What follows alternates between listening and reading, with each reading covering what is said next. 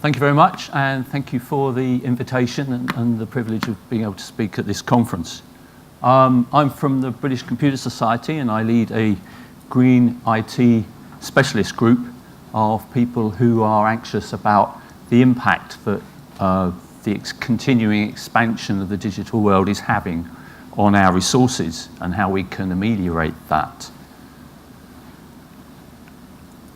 So first of all, looking at the sustainability, looking at the ability for us to manage the huge growth that is now taking place in IT, in digital devices. But what does sustainability mean? I think we have inherited a view of sustainability, the traditional view that it enables us to keep going with something, that we need to keep something that is fit and productive in the environment in which it works. I think faced with that growth that we have, we need something a little bit more active in terms of managing and defining the scope of the activity more widely that we need to engage in to sustain the digital economy. So we have a definition that Brundtland put forward back in 1987, a long time ago now, saying that really we should be focusing on development, sustainable development, about looking at the impacts of things we do in the world against the three perspectives of environment, society, and money and economics.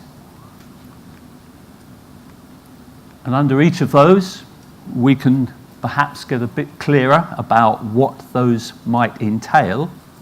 Environment considerations. Firstly, surviving in a world of increasing resource constraints with a growing population.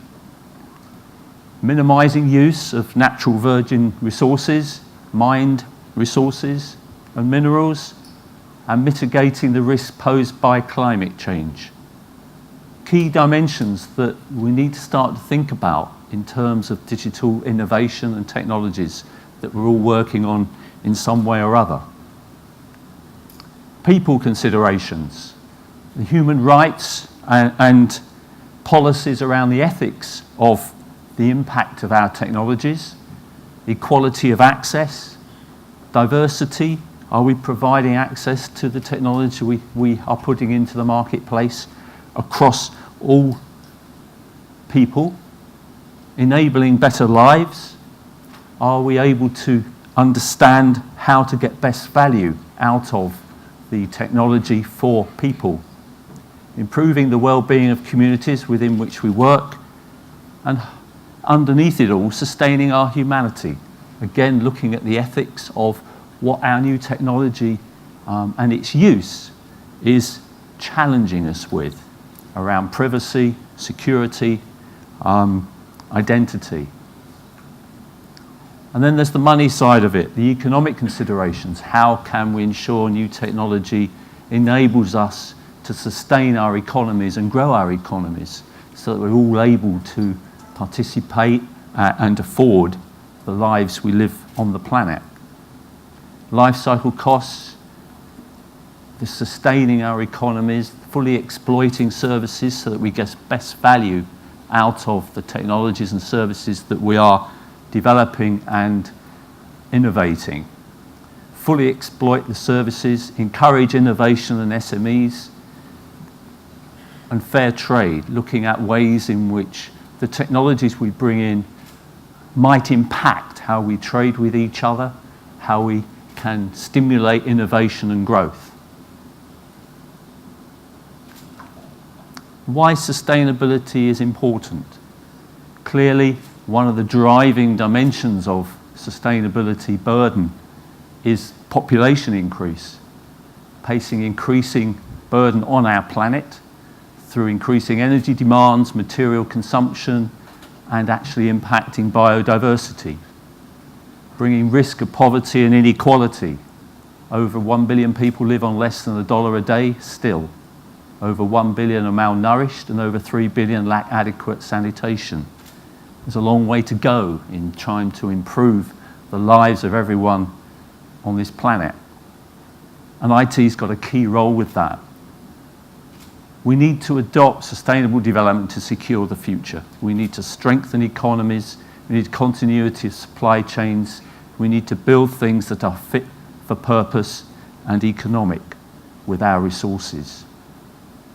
So that's a general background about the challenges that the BCS Green Group see around technologies that we are developing and pushing forward with. So, what are the specific things around digital services that we're trying to address? Well, digital services now pervade our lives in all different ways. We're using them very much for shopping. We're using them for learning. We're using digital technologies for information and data. We're using them for work and valuing our economies and money flow. We're using them for health. Games, a key aspect of development where what we're learning from game technologies and gaming has numerous applications across human activity.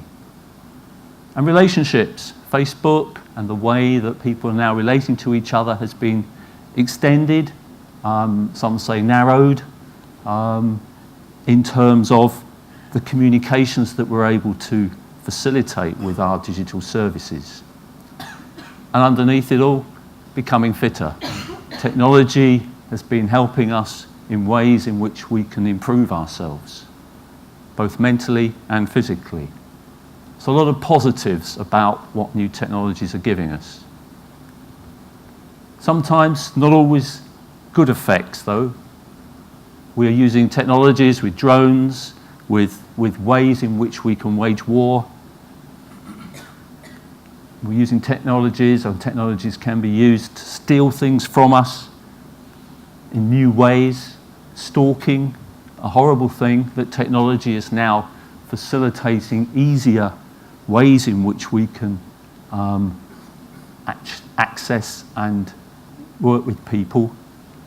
Bank robbery is now something that is a threat to our resources on the web. Not only our identity, but also things increasingly that we're placing there of value, our accounts, online accounts, our identity itself, and straightforward theft. And underneath all this, development and use of technology brings an environmental cost. And more demand for materials, for more energy, production of more waste, and more transport, moving stuff around, both to build and also deliver and use. So can digital services be sustainable? We need to cope with the demands of growth. More users, more data required to support our complex lives, more energy impacting climate change in its production, and less resources to go round.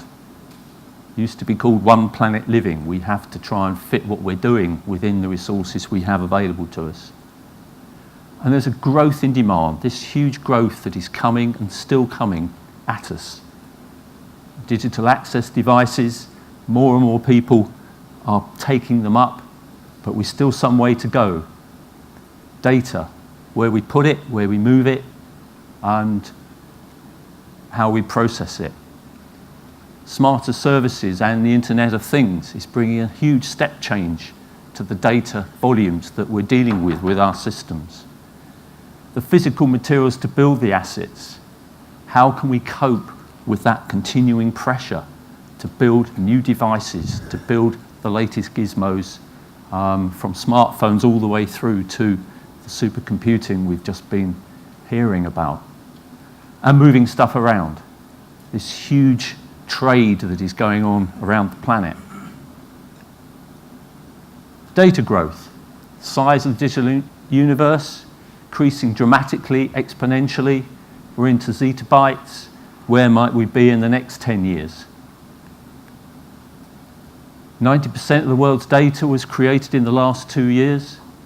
a daily increase of something like 2.5 billion gigabytes of data, equivalent to something like 27,000 iPads a day in terms of the data generated. IT is now consuming some 10% of global power, with 6% likely consumed by data centers of that consumption. Energy is now usually the largest operating cost for data centers and becoming a huge limiting factor in terms of how we can grow the technologies, as our previous speaker was recalling. And data centers is now massive in terms of the power they're taking. They're now equivalent to the size of countries. And I think there was a ranking about 2 years ago. It placed it somewhere between the electricity demand for Germany and the electricity demand for Russia. This is massive amount of power that we're starting to consume, or we're continuing to consume and growingly consume. Did that work? Yes. Sorry, jump one. Internet communications. This massive amount of traffic that our devices are generating day in, day out, second by second. It's well in excess of Moore's Law, and it's almost doubling every month in terms of the growth that we're facing and managing in terms of sustaining the mobile services that we all now expect to receive on our smartphones. An interesting diagram I came across in Nature, which was from the Journal of Commerce, was looking at shipping lane. I mentioned transport, moving stuff around, not only to get materials to where they are orchestrated and put together into a final product, but then moving and delivering those products. And that this diagram relates to all shipping, but I think it showed that a hidden side that I was unaware of, and maybe it gives you some insight into the impact of the trade that we now have, and perhaps some importance we need to attach to how we make shipping less polluting and more efficient in terms of its fuel consumption. Back to IoT, Internet of Things.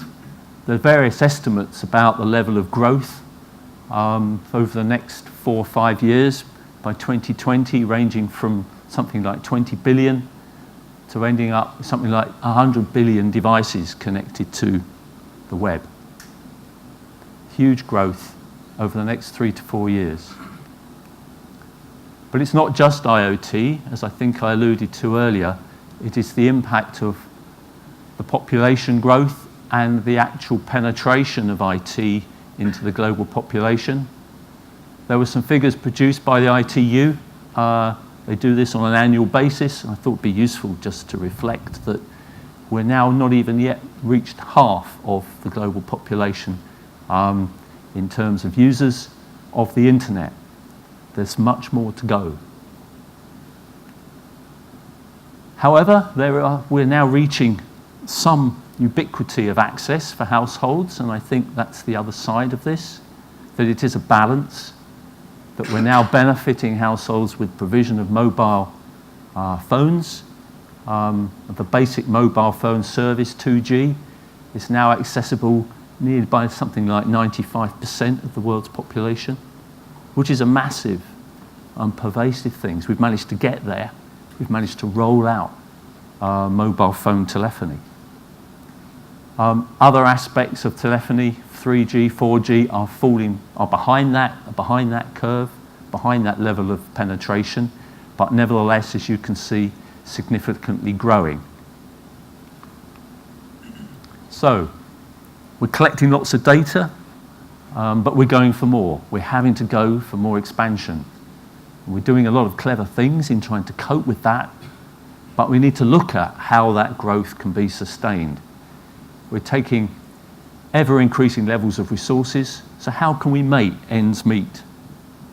There's a concept I'd just like to share with you, and that is around the circular economy, where we effectively are moving from seeing what we do as a river to trying to get more of a concept of a lake. What I mean is, if we look at a river of consumption, we look at the design, the manufacture of the devices we use, transistors, chips, supercomputers, smartphones, what they take in, the transport then to deliver and install them, to repair them, the components that are required for their operation, the consumables, the energy, the people, the paper, and the transport, the energy, the people, and the resources that are required to change them, to dispose of them, to make use of the new, latest version of pieces of kit. So very much a linear process, like a river. And the approach I want to get across is around closing the loop, as we call it here. And this is around taking resources and recycled sources in design, manufacture, looking at delivering, installing new pieces of kit, looking at their use and repair, then disposal and recycle as a loop, as a circle, and then trying to look at how we close that circle. The disposed elements of kit we no longer need, we pull those, and can we do more to make use of that pool of unwanted materials, that landfill, that incinerator ash, to feed in to the design manufacture process? How can we maximize that recycled, use of recycled resource in the new products we build? And what we really want to do is to move that lake of resource into the center and to look at owning that resource that we've taken to build the products, look at continuing ownership of those products with the supplier and the manufacturer, so that they then have governance and custodianship of the resources that they have taken on board in producing that product for their whole life. So we need to stop our resources going into the sea of landfill or ash of incinerators, getting very poetic here, and dam the rivers. We need to create lakes of resource we own and sustain for our products. We need to change mindsets and value a life cycle warranty, not 2, 3, 4 years. We need to look at producer ownership, maintaining custodianship of the resources that we've taken from the world. Move from a customer view of bigger, better, faster products to valuing services that preserve and reuse resources. And we need research. We need to look at ways in which we can make use and better use of landfill, of the resources that we have wasted, of that lake of physical resources for which we really are responsible. Things like disassembling material blends at the atomic level, looking at dealloying, depolymerizing, delaminating, and underneath it all, decosting the whole process, making it cheaper. And we need to change our sense of value. We need to look at moving from conspicuous consumerism, this idea that I have the latest, I defined by the fact that I'm wearing, a Pierre Cardin shirt or the latest iPhone, to something I'm valuing the fact that I now have a recycled iPhone. I have a free phone. I have a shirt made out of recycled fiber. So from this idea of conspicuous consumerism to the idea of conspicuous non-consumption, ways in which we can value products and services that make good use of recycled materials. So, will technology keep up with all this? Will technology keep up with our continuing demand? If we can close the loop around the sources, can we actually increase the power and the prevalence of technology for everyone? We've looked at Moore's Law in the previous presentation, various ways in which we're continuing to miniaturize, move from simplicity to complexity, to problems of orchestration, moving from physical purchase to use of services, and consolidation of services onto single devices, making them more functionally rich. And prices continue to fall. We've heard of Moore's Law continuously. And I think that's been something that is now, as our previous speaker said, starting to break, that we've stopped the continual improvement, doubling over a particular period of the power I get from my processor or my kilowatt, as this diagram shows. And looking at the fact that is now tailing off. These are some figures that were obtained from the Government of Science here in the UK, an assessment of the length of transistors and the number of transistors you could buy per dollar. And that is now in 2015 starting to tail off. And it's now no longer following the curve that Moore predicted. So we're needing a new paradigm. Kurzweil, an author, produced a book that put forward this S-curve, this idea that technology evolves, but it needs to evolve with people before we can make use of it. We go through a learning phase, we go through an exploitation phase, and then we go, if you like, into a stagnation phase at the top of the S. And for every two technology, we're hoping that when we're in the stagnation phase, a new paradigm will come along. A new incremental innovation will arrive on the scene to take us on to the next stage, another S-curve. The problem I think that we're starting to face is one where those S-curves are coming more and more frequently, that the technology applications and opportunities that we are getting becoming harder and harder for us to deal with, ethically, actually in our daily lives. And we need to understand how we can overcome that and exploit these technologies better and more quickly to help us make digital sustainable. So I suppose I'll leave you with some thoughts. The point at which the power of technology exceeds our powers of intelligence, our ability to cope with it.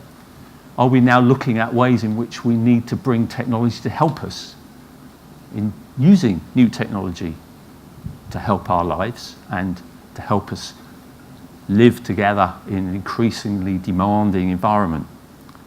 And the point at which we need to become technology enhanced ourselves is perhaps arriving. And this was called the singularity by Ray Kurzweil.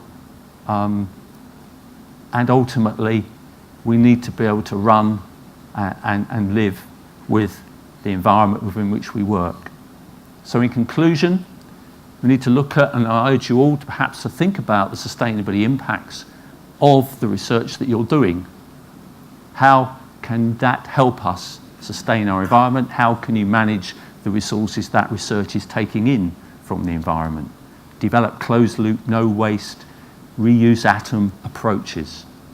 Become custodians of the lake of resources you have taken and bought and purchased and own. Sustain people, sustain the society in which we work. Look at ways in which your research and technologies can actually help with the digital divide, to actually help us spread out the accessibility of digital services to everyone on the planet. And consumer behaviour changes. Start to value that is recycled, that's good. That is new, not recycled, that is bad. And sustain our economic lives. As I say, we need to build circular economy thinking. We need to keep our economics alive so that we all have the means by which we can live, buy things. And so eat less, exercise more, and become an Olympic athlete. I'll leave you with that thought. Thank you.